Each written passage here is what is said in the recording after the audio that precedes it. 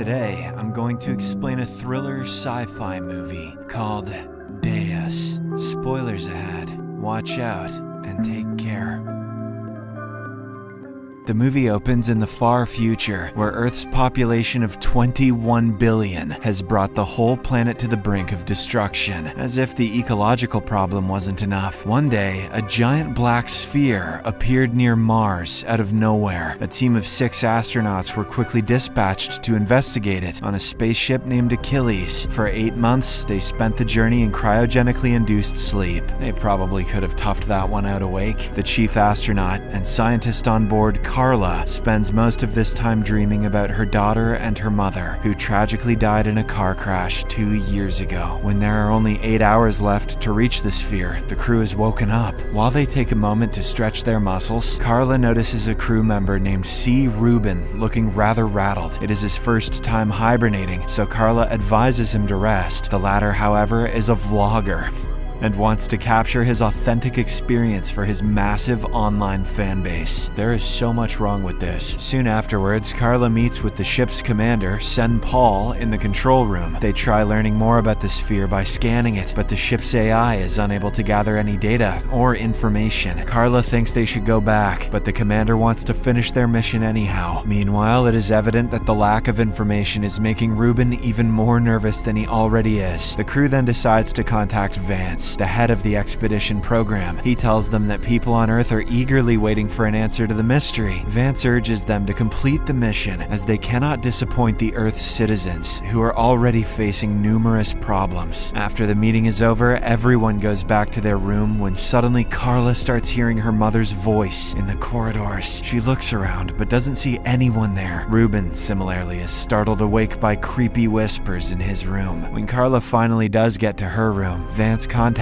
her through a video call. He seems to be worried about her because she's been looking extremely tense. As Carla assures him that she's fine, the call is abruptly cut off. The ship's AI announces that the sphere is causing several anomalies in its system. This worries Carla, so she runs to the main deck and finds the mysterious sphere, shooting a bright beam of light at the ship. The rest of the team also arrive at the spot and watch in utter shock. Meanwhile, a crew member named Tez points out the light seems to be a way to show the ship where to go. Good observation, Tez. As the Achilles continues to get closer, the AI picks up a noise coming from the sphere. Carla quickly analyzes it, along with the others, decodes a message that repeatedly says Deus, the Latin word for God. Rubin seems to be perturbed by this and asks the crew to return back. Carla also thinks that they should pause the trip and wait until the AI fixes the communication devices, but Paul decides to keep going. Afterward, the crew checks on Rubin and finds him crying in the corridor. He's still panicking and says the light is Judgment Day sent by God. Why would an astronaut be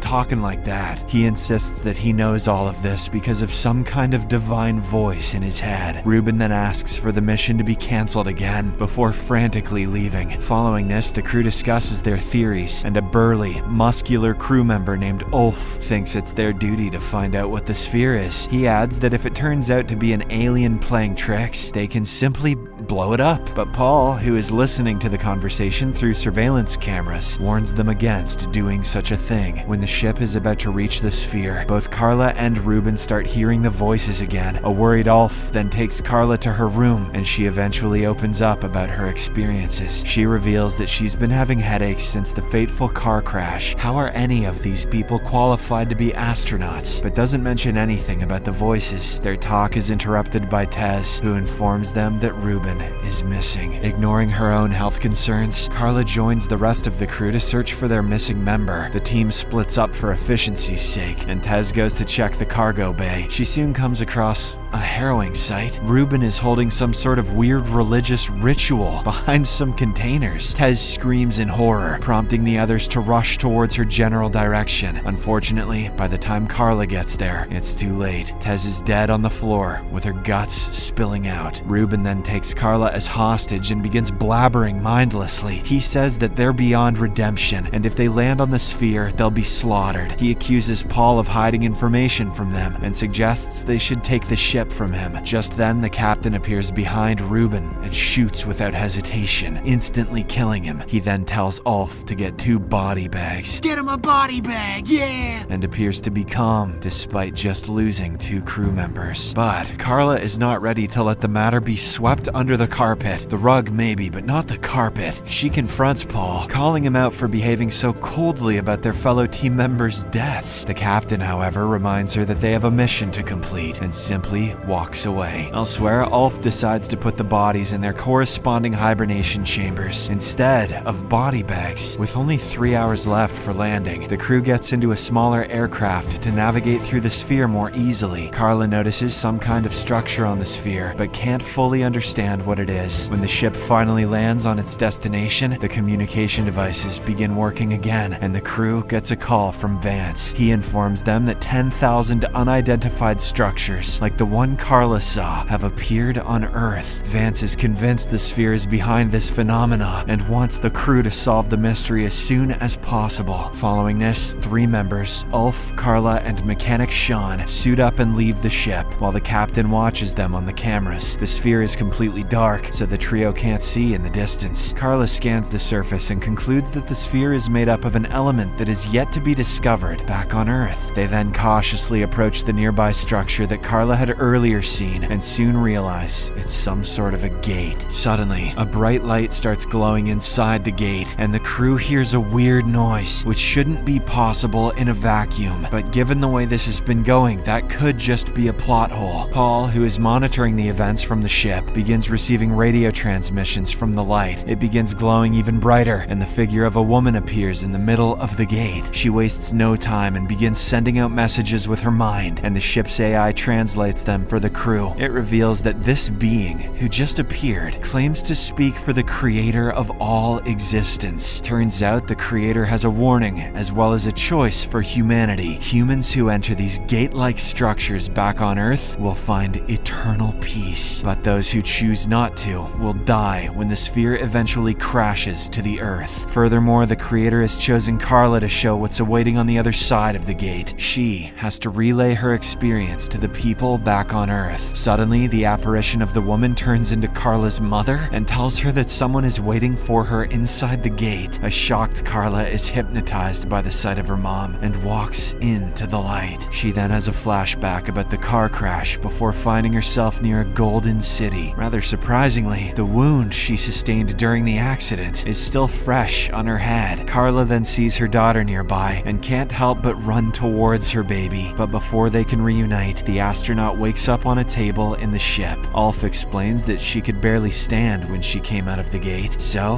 he brought her back to the ship. Unfortunately, Sean collapsed near the structure and didn't make it back to the ship himself. Their conversation is interrupted by a call from Vance, who wants to know all the details. Carla tells him about the Golden City, but doesn't mention seeing her family. Once the call is over, Carla inquires about Sean's death, to which Ulf replies that his suit had ruptured. She doesn't buy this explanation at all, but chooses to remain silent for the time being. Shortly afterwards, Carla and Ulf reach a corridor where there are no security cameras. The latter asks what she really saw inside the gate, and she tells him about her family. Carla also explains that she doesn't trust Vance and Paul because it seems like they're hiding something. Moments later, Ulf returns to the deck and has a chat with Paul. The captain asks him what happened when he and Carla were out of the camera's reach. However, Ulf lies and says she didn't reveal anything new. Once the ship is out of the sphere's orbit, the AI announces that the crew should be ready to hibernate in 1 hour. Carla then grabs a knife and goes to check Sean's body in the pod. Just as she had suspected, his suit seems to be perfectly fine and has no signs of rupture. An enraged Carla then breaks into Paul's room and goes inside to search for clues. Unbeknownst to her, the captain sees this on the security cameras and sends Ulf to confront her. Meanwhile, Carla finds a gun and some files that seem to be classified, but before she can read them, Ulf reaches outside the room. A desperate Carla draws the gun and threatens him not to take another step. She then quickly skims through the files and realizes that Ulf is an ex-elite corps soldier, but the latter explains that he has left his profession in the past and switched swears he doesn't know anything about the sphere. Following this, Carla forces him to go back to the main deck, where she points the gun at Paul instead. The captain asserts that mutiny against him is punishable by death, but Carla retaliates by revealing that Sean was killed by a gunshot. She thinks Ulf did it, since he used to be a hitman. Fortunately, this tense moment is interrupted by a call from Vance. He promises that he isn't the bad guy, and claims all the scientists believe Carla truly saw heaven.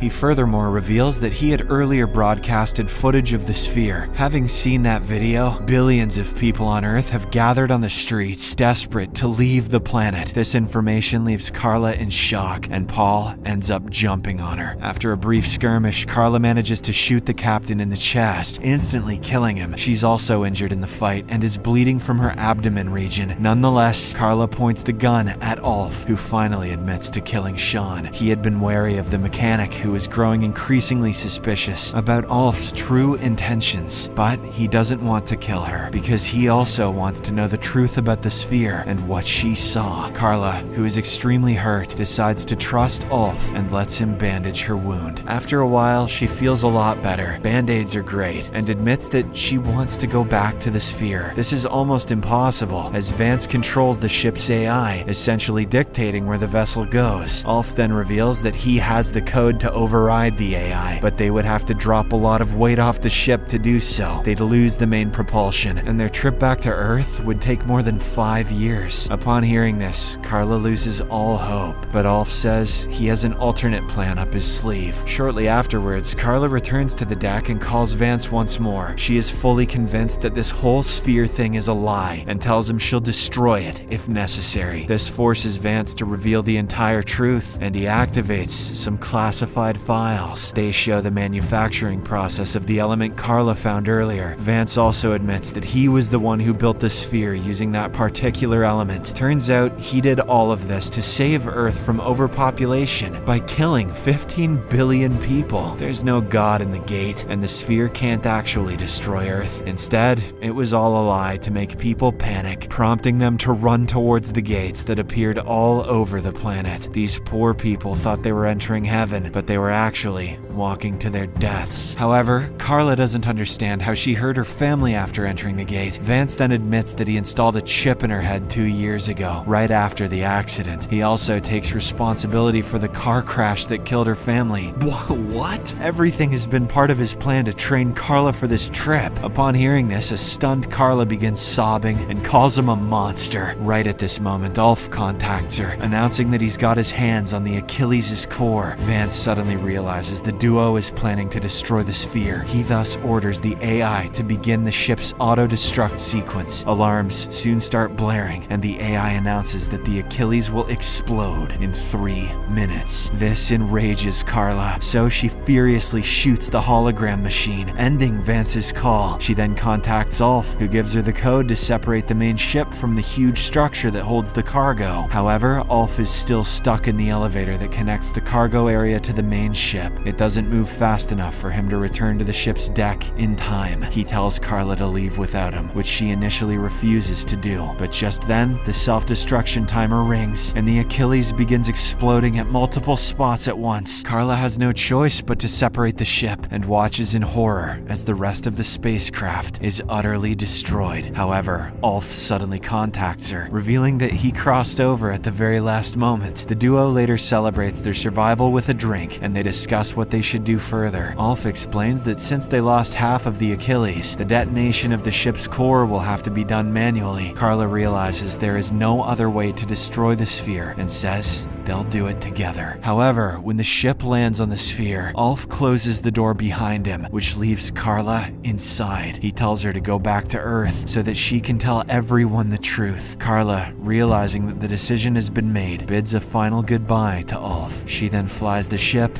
and when it is far away, Ulf detonates the core and destroys the sphere. At last, the movie comes to an end as Carla heads to Earth, a journey that will take 7 years. Subscribe for more videos like this, turn on notifications, and leave a like to help the channel out. Thank you for watching.